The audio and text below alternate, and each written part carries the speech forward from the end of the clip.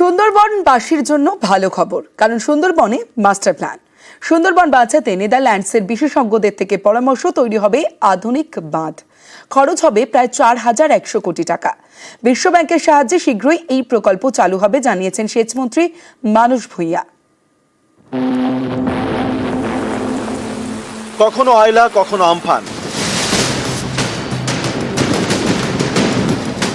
বারবার ঘূর্ণিঝড় আছড়ে পড়েছে সুন্দরবনে, বিপন্ন হয়েছে ম্যানগ্রোভের জঙ্গল। এই সুন্দরবন বাঁচাতে উদ্যোগী রাজ্য সরকার। তৈরি হচ্ছে সুন্দরবন মাস্টার প্ল্যান।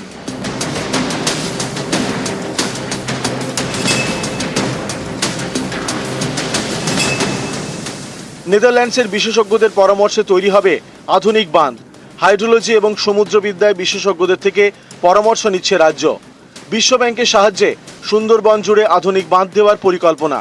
এই প্রকল্পে খরচ হবে ৪,১০০ কোটি টাকা। এর মধ্যে ৩০% খরচ দেবে রাজ্য। ইতিমধ্যেই নেদারল্যান্ডসের বিশেষজ্ঞরা সুন্দরবনের বিস্তীর্ণ এলাকা ঘুরে দেখেছেন।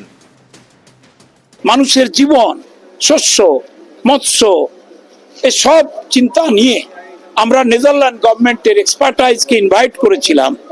Dutch expertise.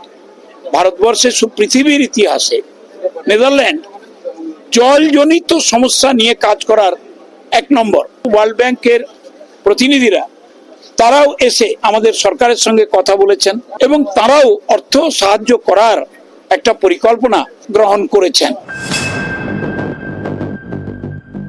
রয়্যাল বেঙ্গল টাইগারের জঙ্গল সুন্দরবন। সুন্দরী, গরান, গেওয়ার মতো নানা ম্যানগ্রোভে ঘেরা। প্রকৃতির ঢাল ম্যানগ্রোভ।